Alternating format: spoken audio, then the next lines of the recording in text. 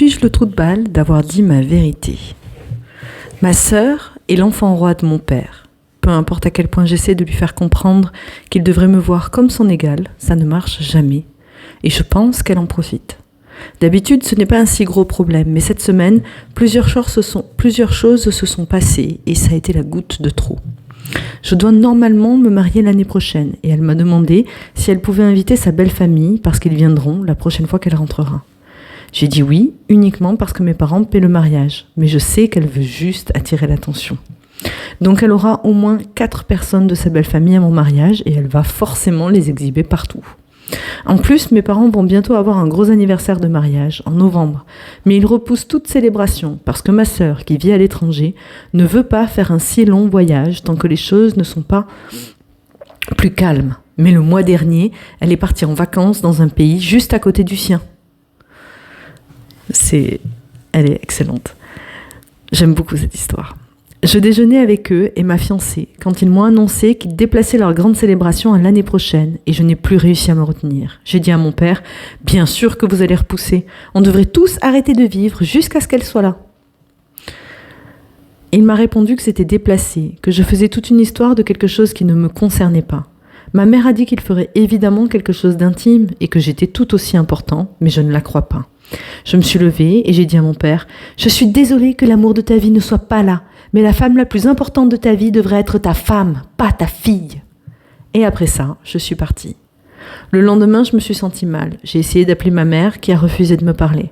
Elle m'a juste envoyé un message pour me dire que j'étais amère, que j'avais été blessant et que j'avais besoin d'aide. Mais eux, et surtout mon père, m'ont blessée avec leur envie de donner une place aussi importante à ma sœur dans leur vie, alors qu'elle vit à l'étranger depuis environ 10 ans. Mon père m'a bloquée. Ma fiancée s'inquiète qu'il ne paie plus le mariage. Ma sœur, en essayant d'être le centre de l'univers comme d'habitude, a tenté de m'appeler, mais je n'ai pas répondu. J'ai laissé passer quelques jours, mais mes parents ne m'ont pas contactée. Ma sœur a arrêté d'essayer de me joindre, mais elle a contacté ma fiancée pour prendre de mes nouvelles. Aujourd'hui, je suis allée voir mes grands-parents et ma grand-mère m'a dit que je devais m'excuser parce que mes parents nous aiment tous les deux, mais que nous étions très différents et que donc nous avions reçu des choses très différentes. Du coup, je commence à me demander si j'étais le trou de balle. Je veux juste quelques jours où je suis la personne la plus importante pour mes parents. Je pense toujours que le statut d'enfant roi de ma sœur devrait être reconnu et corrigé. Mais peut-être ai-je été le trou de balle dans la façon que j'ai eue de l'exprimer ? Edith, j'ai 26 ans et je suis un homme. Ma fiancée est une femme. L'anglais n'est pas ma première langue, désolée. Je veux aussi préciser que je ne pense pas que mes parents soient de mauvaises personnes, juste de mauvais parents. Edith 2. Ça ne date pas d'hier. Ma sœur a 33 ans et elle et mon père ont leur petit club. Elle est intelligente. Elle lit depuis ses 4 ans, tout ça. Et tout. Depuis qu'elle est très jeune, mon père l'emmène voir ses clients dans une ville voisine. Et parfois, elle restait chez l'une de ses meilleures amies qui tenait une librairie. Elle a une très grande collection de livres que mes parents refusent de jeter, même quand je leur dis de les envoyer à cette femme, l'amie de mon père ou à ma sœur. Ils se parlent presque tous les jours et discutent d'économie, de politique, etc. Moi, je ne m'intéresse pas à ces sujets. Alors oui, il a essayé de m'emmener avec lui, mais je m'ennuyais toujours. Il faisait aussi des choses comme venir à mes matchs ou prendre des places au stade pour notre équipe, mais j'ai l'impression qu'il l'aime plus. Ma mère, elle, a des hauts et des bas avec ma sœur parce qu'elles sont très différentes. Le dernier problème, c'était au mariage de ma sœur il y a 5 ans.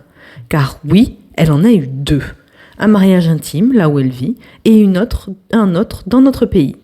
Ma mère voulait faire ses robes dans un tissu spécial, mais ma sœur a imposé une limite de budget pour la robe, et elle voulait même porter la même robe pour les 2 événements. Elles se sont disputées, mais au final, elle a eu 2 robes, en respectant le budget. Elle ne m'a même pas laissé venir avec ma copine, ma future femme, parce qu'elle voulait que ce soit intime. Mais il y avait environ 50 personnes. Ma mère a dit à ma fiancée qu'elle lui achetait ou lui ferait faire sa robe au singulier. Ma mère et ma fiancée ont une très bonne relation, donc je suis sûre que ma sœur a dû intervenir d'une manière ou d'une autre pour la convaincre de faire ça. Qu'une seule robe quand même, vous vous rendez compte ? Ma sœur a un doctorat que mes parents ont payé et elle ne travaille pas du tout dans les entreprises familiales. Elle fait seulement du conseil de temps en temps et fait semblant de ne pas vouloir être payée. Elle fait semblant, de ne pas vouloir être payée. Mes parents l'ont soutenue jusqu'à ce qu'elle trouve un travail. Et à chaque fois qu'elle a été diplômée pour son master ou son doctorat, nous avons dû aller en Europe pour être là. Moi, je travaille dans une entreprise familiale, donc je sais qu'ils devront bien me parler à un moment donné, même s'ils sont en colère. Je pourrais donner encore plein d'exemples de leur favoritisme envers elle, et non, je ne la déteste pas. Je voudrais juste qu'elle me laisse briller les jours où c'est mon tour. Et oui, le mariage serait un cadeau, mais ils étaient prêts à payer 2 mariages, plusieurs robes et une lune de miel pour elle, alors je mérite le même traitement.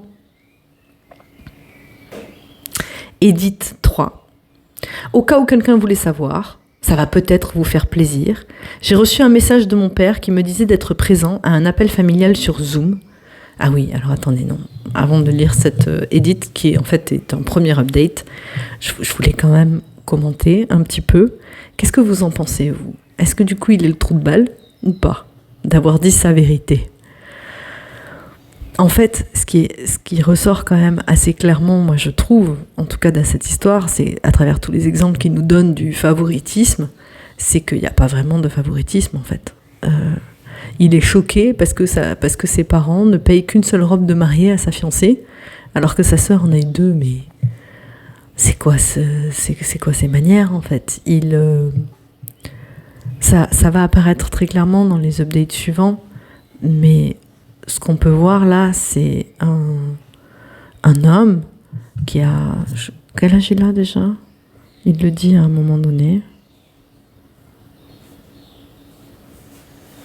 Il a 26 ans, donc c'est un adulte quand même. C'est un homme adulte qui en fait se comporte comme un enfant, qui a un problème de jalousie, clairement, envers sa sœur. Donc il est jaloux de sa sœur parce que sa sœur est peut-être plus brillante, plus intelligente, parce qu'elle a les mêmes centres d'intérêt que son père. Du coup, ils ont une relation peut-être plus proche, ou en tout cas plus intime. Et du coup, il a l'impression d'avoir été tout le temps négligé, alors que pas du tout, en fait. Dans les exemples qu'il donne, on voit bien, ses parents l'ont pas du tout négligé, ils payent son mariage, son père allait à ses matchs quand il jouait, quand il était gamin, donc voilà, puis sa sœur, elle a une bonne relation avec son père, mais une relation plus tendue avec la mère, donc en fait, tout ça c'est dans sa tête, quoi. Et ce qui est intéressant de chercher à comprendre, c'est comment il en est arrivé là. Quel processus mental s'est passé chez lui à un moment donné, et ça va être révélé plus loin, et c'est pour ça que je trouve cette histoire fabuleuse. Quel processus mental, quel cheminement mental en fait le narrateur a fait pour en arriver à cette conclusion que sa sœur était l'enfant roi, alors que factuellement c'est clairement pas le cas. Et on va voir qu'il y a de la jalousie, mais pas que. Allez, je reprends l'édite 3 au début. Donc j'ai reçu un message de mon père qui me disait d'être présent à un appel familial sur Zoom pour dire tout ce que je voulais dire et que chacun aurait son tour pour parler. Ce qui montre encore quand même qu'il est plutôt dans une famille saine. Il a dit que si je ne venais pas, il retirerait son financement pour notre entreprise. Donc j'ai dû y aller. Mais je lui ai dit que je demanderais à ma fiancée d'être présente aussi. Il y avait moi, ma fiancée, mes parents, ma sœur et son mari. Dès que je me suis connectée, j'ai remarqué que ma sœur était furieuse. J'ai été le premier à parler. Je leur ai expliqué tous mes sentiments. Et j'ai même abordé le fait qu'ils traitaient mon mariage différemment. J'ai aussi parlé de ce que certains commentaires avaient soulevé, sur le fait que mes parents pourraient laisser les entreprises à ma sœur. J'ai expliqué à quel point ça me faisait mal qu'ils la préfèrent, qu'ils semblent lui parler de choses sérieuses, qu'elle reçoive tellement de choses, qu'ils pensent tous être formidables, qu'elle est formidable, etc. Personne n'a rien dit, ni ne m'a interrompu, ce qui est assez habituel dans nos discussions familiales sérieuses. Donc en fait, là, ce qu'il nous présente, c'est un fonctionnement familial avec un système de réunion. Moi, j'avais ça aussi quand j'étais petite. On faisait ça aussi, où en fait, quand il y a un conflit familial, on va provoquer une réunion et il y a un peu ce système de bâton de parole, où quand c'est à une personne de parler, quoi qu'il arrive, on va pas l'interrompre et on va la laisser parler jusqu'au bout, quel que soit ce qu'elle raconte. Et je trouve ça très, très sain. Ensuite, ils ont demandé à ma fiancée si elle voulait dire quelque chose. Elle a courageusement dit qu'elle ne se sentait pas comme une partie de la famille. Que maintenant, elle ne se sentait pas comme une partie de la famille, alors qu'elle avait toujours pensé qu'il la voyait comme une fille et qu'elle était, en gros, de mon côté. Puis, ça a été au tour de ma mère. Elle m'a dit qu'elle était désolée pour ce que je ressentais, qu'ils avaient essayé de faire les choses que j'aimais et qu'ils nous aimaient tous les deux de la même manière. Elle a dit qu'elle était triste, que j'ai fait semblant que tout allait bien, alors qu'il ne savait pas à quel point c'était profond, mais qu'elle pensait toujours que j'avais besoin d'aide. Ensuite, elle a dit à ma fiancée qu'elle l'aimait, mais que ma sœur était sa seule fille. Puis, ça a été le tour de mon père. Il a dit qu'il était désolé, que j'ai l'impression qu'il ne m'aimait pas, mais qu'il n'était pas désolé d'aimer son enfant. Il a dit que ça ne m'avait pas dérangé de recevoir des places de match, des voitures, carrément des voitures. Je pense qu'on est dans une famille qui a les moyens aussi, ni même de vivre gratuitement dans une maison, et qu'il était déçu. Il a dit que tout ce qu'il possède serait divisé à part égale, 50-50 quand il mourrait, et que si je ne voulais pas que ma sœur ait quoi que ce soit avec notre entreprise, alors je pouvais lui racheter ses parts. Il a dit qu'il paierait mon mariage quoi qu'il arrive, parce que c'était quelque chose qu'ils avaient toujours voulu faire pour leurs enfants, mais qu'ils n'étaient pas contents de moi. Il a dit aussi à ma fiancée qu'elle devait être reconnaissante et pas cupide. À ce moment-là, j'étais contrariée par le manque d'excuses et par l'attaque contre ma fiancée, mais je me suis retenue. Ensuite, mon beau-frère m'a dit qu'il ne savait pas ce que je ressentais par rapport à sa famille. Oui, le fait que ça le dérange que la famille de son beau-frère vienne à son mariage, d'accord. Et qu'il avait simplement supposé que sa famille proche viendrait, comme moi, j'étais allée au mariage de son frère. Il a dit qu'il n'y avait pas de rancune. Puis, ça a été le tour de ma sœur. Un truc à savoir sur ma sœur, c'est que quand elle est vraiment en colère, elle ne jure pas et elle ne crie pas. Elle devient juste froide, dure et elle vise directement la gorge. Elle a dit qu'elle avait senti que je m'éloignais d'elle vers mes 10 ou 11 ans, quand elle revenait de l'université et que je n'étais pas inclus dans certaines conversations avec mon père. Parce qu'ils ont quand même un sacré écart d'âge. Lui, il a 26 ans, sa sœur, elle a 33 ans. Donc ça veut dire qu'ils ont 7 ans d'écart, ce qui est quand même beaucoup. Elle a dit qu'elle avait accepté de devenir ma tutrice légale à 18 ans, si mes parents mouraient. Donc, elle devait être mise au courant de toutes les affaires importantes, et qu'elle ne voulait pas me stresser avec ça. Elle a dit qu'elle aurait pu être une meilleure sœur, et qu'elle était désolée que j'ai grandi avec autant de ressentiments, mais que son parcours professionnel n'avait rien à voir avec moi. Elle m'a rappelé qu'on m'avait proposé d'aller à l'étranger, mais que je n'avais pas voulu. Elle m'a rappelé que j'étais partie en vacances avec elle, et elle m'a appris que ces vacances avaient été payées par elle ou par son mari, mais pas par mes parents. Ça, je ne le savais pas. Elle a dit qu'elle m'avait demandé si sa belle famille pouvait venir, parce qu'elle devait organiser leur voyage autour de mon mariage. Elle a dit que ma fiancée et moi n'étions ensemble que depuis 7 mois quand elle s'est mariée, et qu'elle ne voulait pas que mes parents aient à payer son voyage. Oui, ça aussi, c'est hallucinant. Elle dit qu'elle veut, donc d'après Oupi, elle dit qu'elle veut un mariage intime, mais il y a quand même 50 personnes. Mais 50 personnes, c'est un tout petit mariage. 50 personnes, c'est rien pour un mariage. Enfin bref. Elle a dit que si elle ne voulait pas être payée pour ses missions de conseil, c'est parce qu'elle pensait que ce n'était pas correct, mais que la prochaine fois, elle m'enverrait une facture avec son vrai tarif horaire, puisque ça m'insultait autant. Elle a dit qu'elle était allée aux Pays-Bas, depuis l'Allemagne, parce qu'elle était vraiment en burn-out, et que c'était pathétique que je compare ça à 10 heures d'avion. Elle a dit que c'était ma grand-mère qui lui avait raconté tout ce que j'avais dit, parce que mes parents avaient essayé de me protéger. Et elle a dit qu'elle en avait fini avec moi pour le moment, jusqu'à ce que je commence une thérapie. La dernière chose qu'elle a dite, c'est qu'elle m'aimait, mais qu'elle ne m'aimait pas du tout en tant que personne en ce moment. Qu'elle n'aimait pas du tout la personne que j'étais en ce moment. C'est évidemment un résumé, mais la façon dont elle a dit les choses, je l'avais déjà vue parler comme ça à d'autres personnes, mais jamais à moi. J'ai failli pleurer, mais il n'y avait aucune douceur dans son regard. Mes parents ont dit qu'ils pouvaient me payer une thérapie ou que je pouvais en trouver une moi-même. Ils ont dit que si je n'essayais pas de faire quelque chose pour m'aider, le mariage serait la dernière chose qu'ils m'offriraient. Ce qui m'a fait le plus mal, c'est la façon dont ma sœur m'a parlé. Elle ne m'a jamais parlé comme ça, même quand on se disputait. Donc je sais qu'elle est sérieuse. Je me suis fait démolir. Oui, je suis jaloux. Et oui, je suis le trou de balle. Je suis contrariée parce que ma fiancée pleure. Mais je pense que je dois réfléchir à mon prochain mouvement. Aussi, nous venons d'Amérique latine. Première mise à jour officielle. Je n'ai pas réussi à dormir et j'ai décidé de relire tous les commentaires. J'ai essayé d'appeler ma sœur parce que même si, oui, je suis jaloux d'elle, la façon dont elle m'a parlé m'a quand même blessée.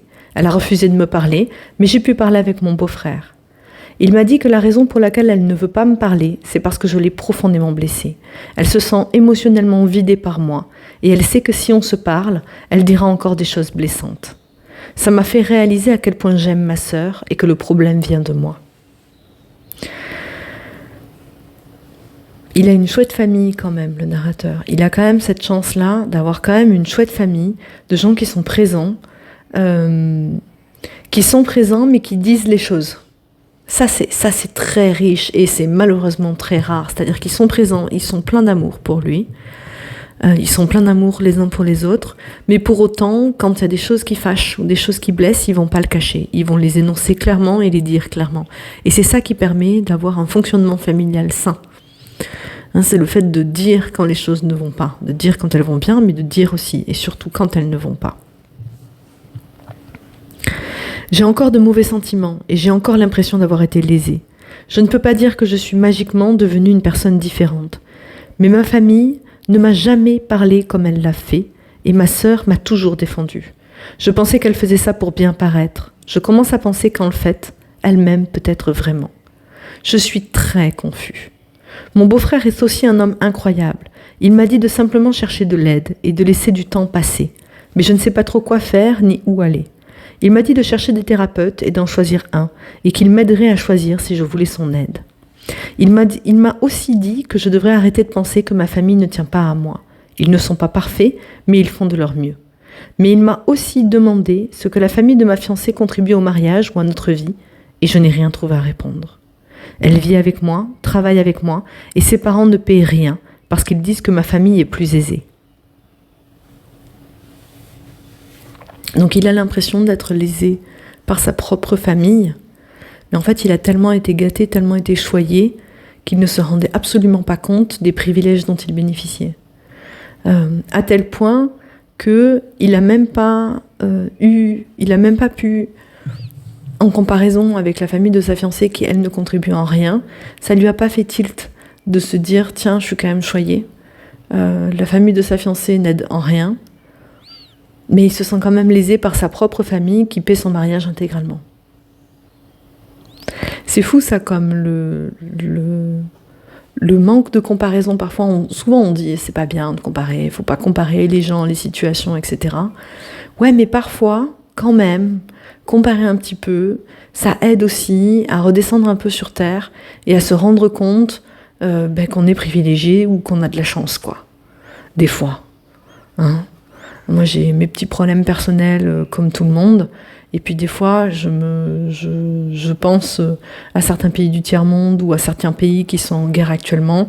Et je me dis que j'ai quand même une sacrée chance et que j'ai quand même des problèmes de personnes heureuses, quoi. Voilà. Et ça, c'est important, je trouve, de temps en temps, de faire cet exercice-là. De relativiser sa propre situation par rapport au reste du monde.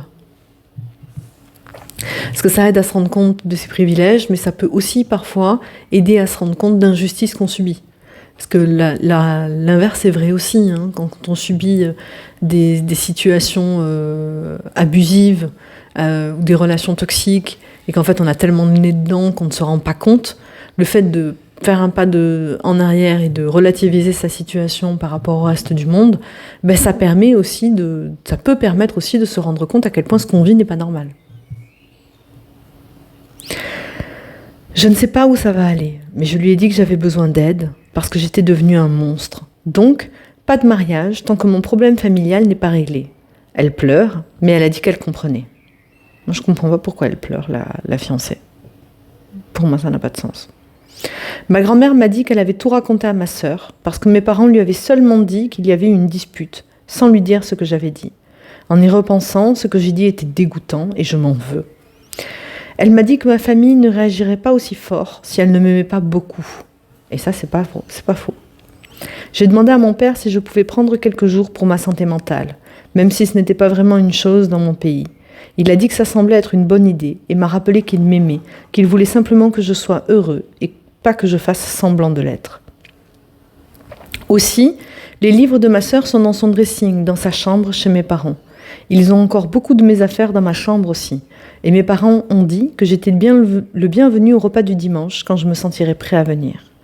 Je dois aussi admettre que ma sœur a fait 2 mariages parce que mes parents le lui ont demandé. Et elle a accepté de le faire. Ma mère voulait lui acheter des robes très luxueuses. Et au final, ils ont eu 2 robes pour environ 600 €. Parce que ma sœur avait mis une limite de 300 € par robe. Oui, donc... il y a des robes de mariage qui coûtent beaucoup, beaucoup plus cher que ça. Je pense que je suis peut-être jaloux d'elle parce qu'elle est réellement meilleure que moi. Plus intelligente, plus indépendante peut-être aussi. Elle a mieux réussi, fait de meilleures études, etc. Donc tout ça, là c'est là où la comparaison devient une mauvaise chose du coup, parce que tu compares 2 individus, quoi. Je ne veux simplement plus me sentir comme ça, ni continuer à faire du mal à ma famille. Donc, j'imagine que je peux remercier Reddit pour les commentaires durs. J'ai tellement de problèmes et tellement de jalousie envers ma sœur à régler que je ne sais pas par où commencer. Je commence à me demander si je suis seulement prêt à me marier. Mais si les commentaires avaient été remplis de soutien, je ne l'aurais probablement pas vu.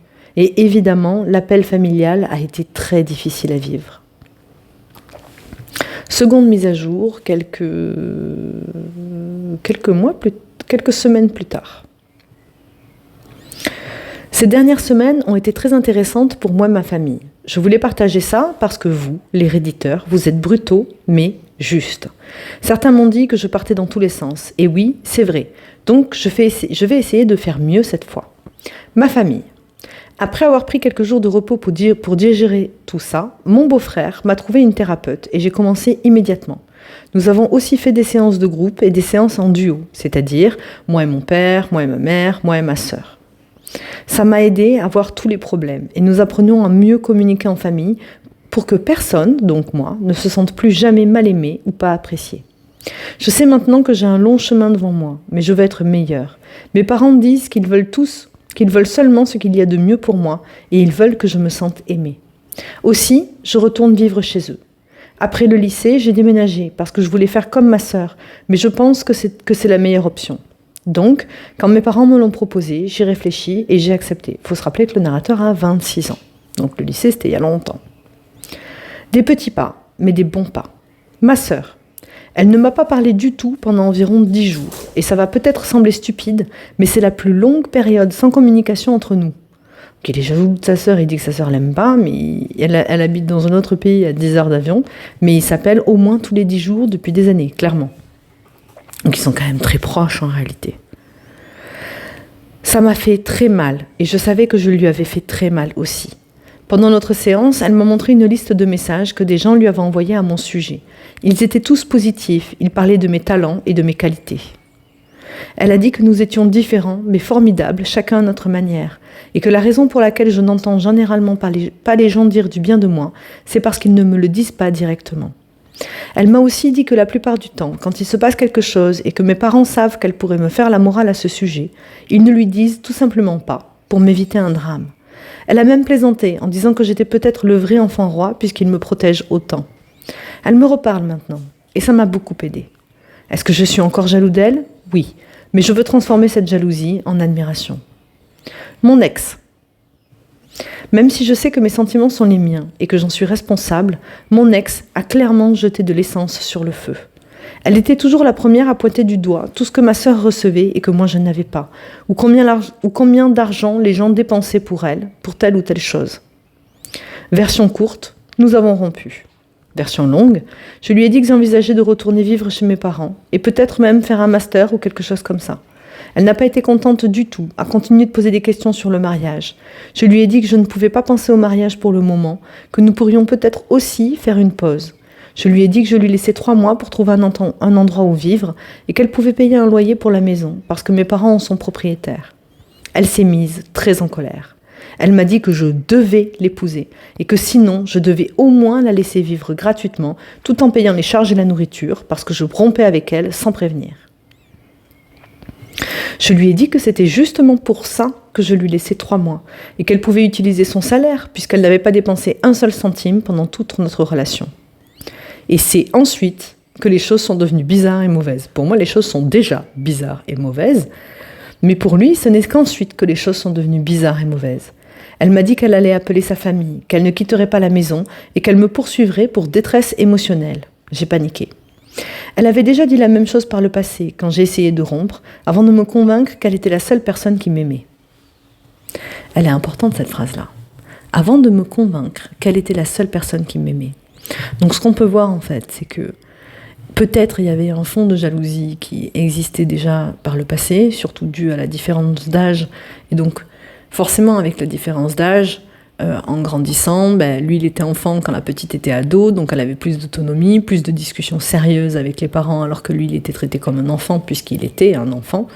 Donc ça peut être une source de jalousie latente, mais de la part de l'ex-fiancé, il y a clairement eu de la manipulation, il y a clairement eu... Voilà, ma théorie c'est qu'en fait, son ex-fiancé, c'est elle qui a répandu le poison en fait. Qui a jeté de l'essence sur le feu, de l'huile sur le feu, comme on dit chez nous. Mais voilà, j'ai paniqué. Elle avait dit la même chose par le passé quand j'ai essayé de rompre, avant de me convaincre qu'elle était la seule chose qui m'aimait. La seule personne qui m'aimait. Avant de le convaincre qu'elle était la seule personne qui l'aimait. Ça sonne très manipulateur, là. Très narcissique, pervers narcissique, ça. C'est peut-être pas le cas, on va pas non plus taguer de pervers narcissique toute personne qui manipule et qui a un fonctionnement toxique. Mais là, il y a clairement un fonctionnement toxique. Il y a clairement une personne qui a tout fait pour isoler le narrateur, en fait, et notamment pour l'isoler de sa famille. Ce qui n'a pas dû être facile, parce qu'il a l'air d'avoir une famille très présente et très aimante. Donc, je peux comprendre qu'elle ne veuille pas qu'il la quitte parce qu'elle a dû travailler d'arrache-pied pour arriver à lui planter toutes ces graines de discorde dans le cœur, quoi. Mais cette fois, j'ai appelé ma famille. Ils m'ont dit de sortir de la maison, de m'enfermer dehors et d'appeler aussi un ami de ma sœur. Il est venu et lui a dit qu'elle pouvait poursuivre, qu'elle pouvait faire ce qu'elle voulait, mais qu'elle n'obtiendrait rien. Il a dit que mon offre des 3 mois était annulée, qu'il voulait qu'elle parte le plus vite possible. Il a eu besoin de faire appel à une personne extérieure, à un ami. Ce que, pour moi, ça fait ressortir, c'est qu'on a quand même un narrateur qui, mentalement, est très fragile. En même temps, il est en pleine turbulence, il est en train de remettre toute sa vie en question. Mais on a un narrateur qui est très fragile, qui n'arrive pas à tenir tête à sa fiancée, qui, psychologiquement, a quand même besoin de beaucoup de soutien, quoi. Il a filmé l'état de la maison. Il lui a dit que si quoi que ce soit était abîmé, je la poursuivrais. Il s'est avéré que ma sœur lui avait dit que ça risquait d'arriver. Donc il avait reçu des informations de sa part et il était préparé. Il a fait ça comme une faveur pour elle, parce qu'ils sont amis depuis la maternelle.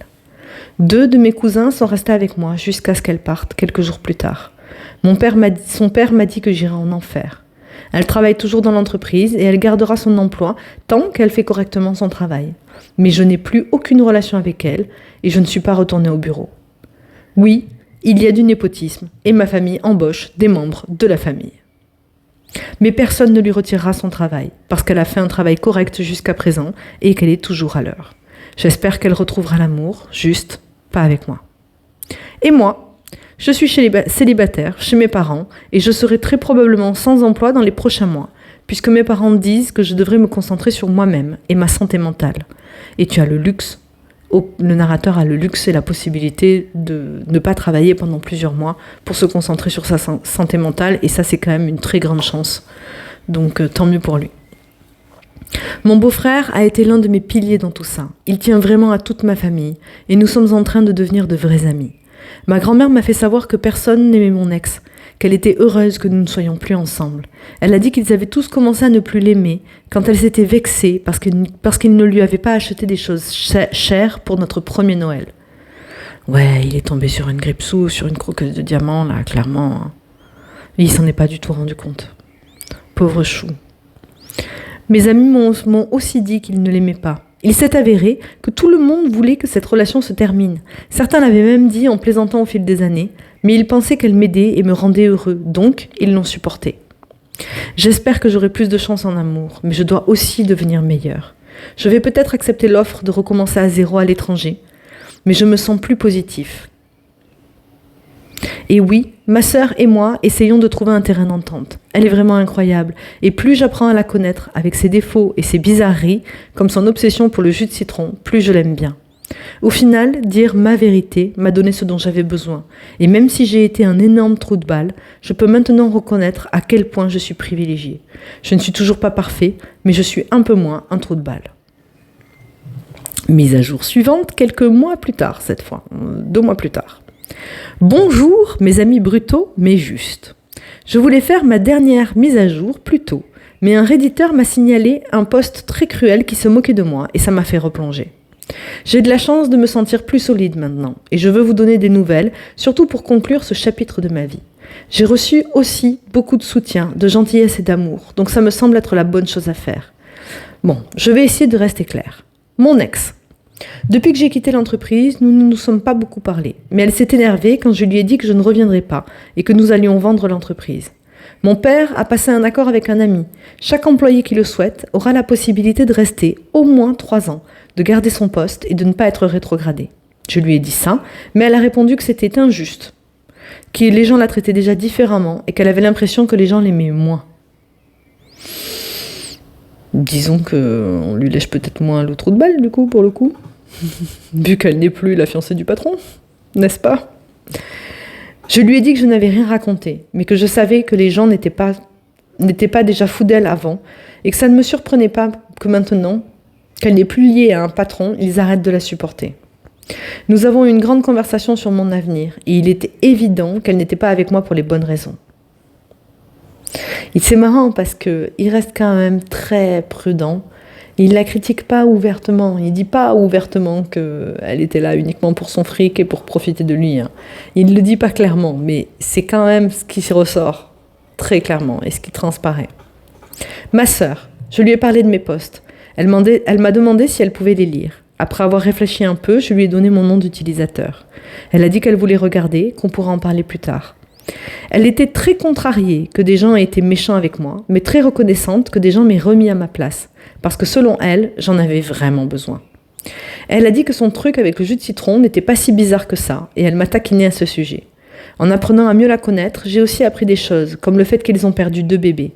On ne me l'avait pas dit parce que je n'avais pas l'air intéressée par leur vie, et parce qu'ils avaient eu peur que je le prenne mal. Ça m'a brisée. Ça m'a fait réaliser que ma sœur est vraiment un être humain, pas une sorte de mythe. Elle a souffert de choses que je ne peux même pas comprendre, et j'ai eu profondément honte de ne pas avoir été là pour elle, parce que j'étais égoïste et arrogant. Même dans sa douleur, elle a pensé à ce que moi, je ressentais, parce que oui, ma sœur m'aime. Elle m'a assuré qu'elle m'aimait inconditionnellement, mais qu'elle commençait seulement maintenant à m'apprécier à nouveau. Mon beau-frère et mes parents. Mon beau-frère est un homme incroyable. J'espère vraiment qu'un jour je serai comme lui à ma manière. Je comprends de plus en plus pourquoi il mérite vraiment d'être avec ma sœur. Il est rempli d'amour et de patience. Nous avons eu une longue conversation sur le fait qu'il veuille avoir des enfants, et je lui ai dit de ne surtout pas me voir comme un obstacle. Il a été très touché, parce qu'il m'a dit qu'ils envisageaient de ne pas réessayer du tout tant que je n'irais pas mieux.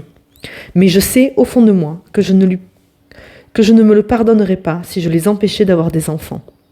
Mes parents m'ont dit que maintenant que je faisais des changements dans ma vie, ils aimeraient passer des saisons en Allemagne.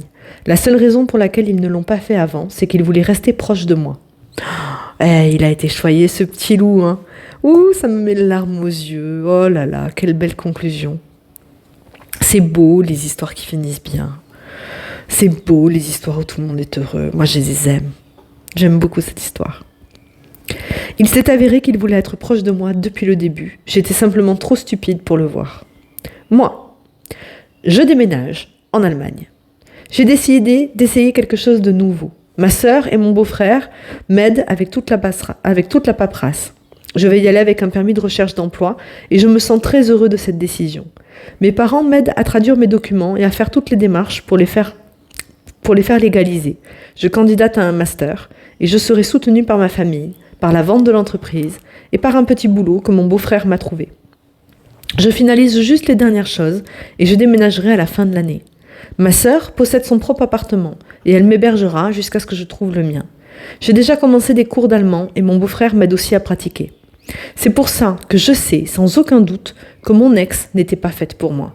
Quand je lui ai dit que je déménageais en Allemagne, sa seule question a été de savoir si elle pouvait venir aussi et si mes parents seraient prêts à l'aider financièrement puisqu'il n'y a plus de mariage maintenant. Oh là là, elle essaie de profiter jusqu'au bout, l'ex. Vraiment, elle s'accroche jusqu'au bout. Elle a publié des choses sur ma sœur en disant qu'elle avait détruit sa vie avec ses manigances. Mais l'amie de ma sœur lui a envoyé une mise en demeure pour lui faire savoir que nous la poursuivrions et elle a arrêté de la nommer. Maintenant, ce ne sont plus que des posts passifs-agressifs sans le nom de ma sœur. Je me suis excusée auprès de ma sœur, mais elle m'a simplement demandé si je retournerais un jour avec mon ex. Quand j'ai dit non, elle m'a répondu qu'elle se fichait totalement de ce que mon ex faisait. Je travaille très dur sur ma santé mentale. Je sais que ça peut prendre des mois ou voire des années avant d'arriver à un point où je n'ai plus aucune jalousie, mais je sais aussi que c'est pour le mieux.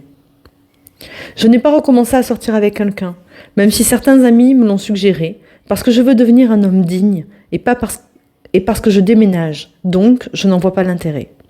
Ma thérapeute est incroyable et comme nous faisons des séances en ligne, ça ne devrait pas poser de problème. Parfois, je réévalue certains souvenirs et je réalise que les gens m'aimaient, tenaient à moi, se souciaient de moi, mais que je n'arrivais tout simplement pas à le voir. Ma sœur est vraiment extraordinaire et je ne le voyais pas parce que je ne la connaissais pas vraiment. J'étais trop concentrée sur moi-même. Je sais maintenant que je suis extraordinaire à ma manière, ou au moins, elle continue de me le dire, et je devrais arrêter de me comparer à elle ou qui que ce soit. Je voudrais revenir sur cette phrase. Ma sœur est vraiment extraordinaire et je ne le voyais pas parce que je ne la connaissais pas vraiment. J'étais trop concentrée sur moi-même. C'est là où on pourrait penser que le narrateur était vraiment quelqu'un d'arrogant. Et en même temps, ce qui transparaît aussi, c'est que c'était quelqu'un qui n'avait absolument pas confiance en lui, qui avait même une petite paranoïa, qui pensait que tout le monde en avait contre lui et qu'il n'y en avait que pour les autres, et que lui ne valait rien comparé à sa sœur, ce qui est l'origine de sa jalousie. Mais ce qui est marrant de voir, c'est que quand il allait mal, il était complètement concentré, tourné sur lui-même et totalement égocentré.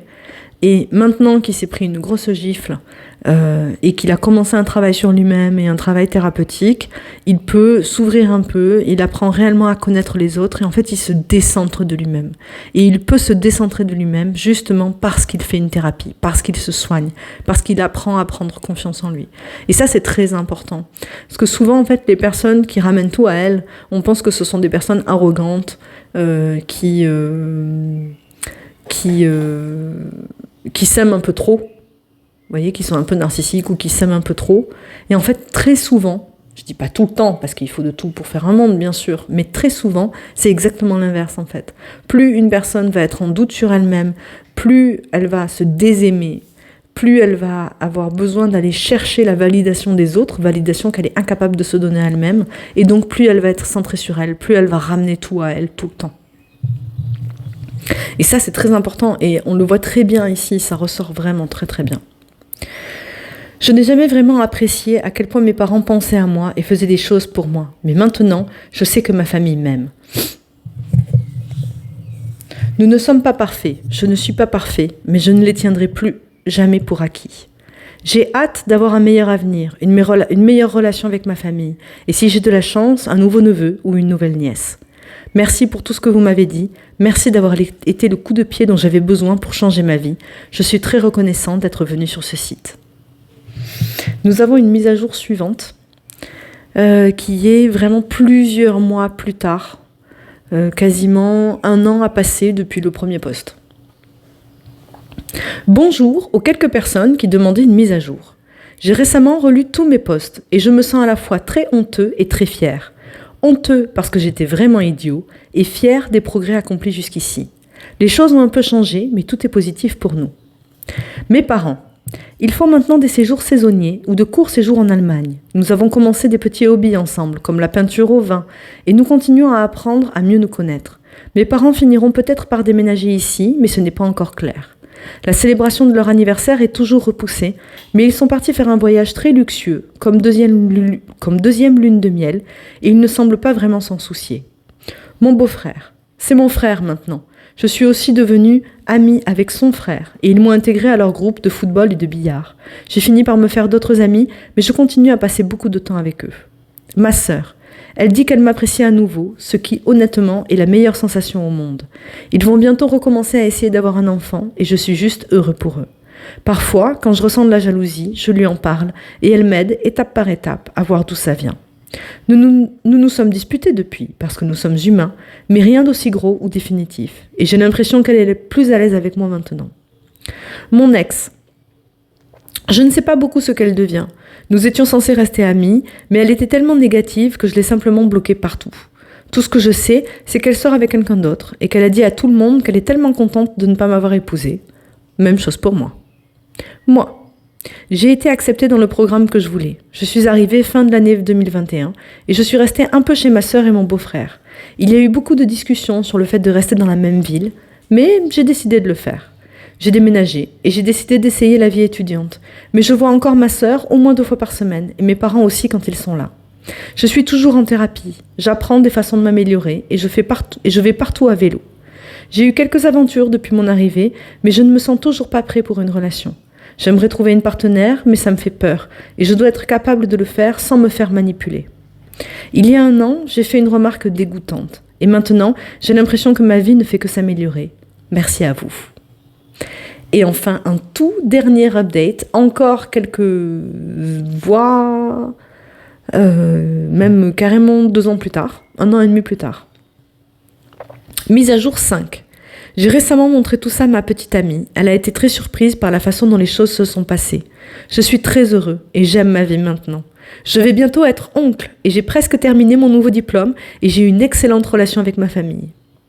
C'est pour les quelques personnes qui demandent des mises à jour, qui seront probablement les seules à lire ça. Pas de drame, rien de mauvais à signaler. Et maintenant, moi aussi, je suis obsédée par le jus de citron. Merci Reddit de m'avoir botté le cul et d'avoir amélioré ma vie. Et on finit là-dessus. C'est beau! Oh, quelle belle histoire! Allez, on fait sonner le bol pour finir.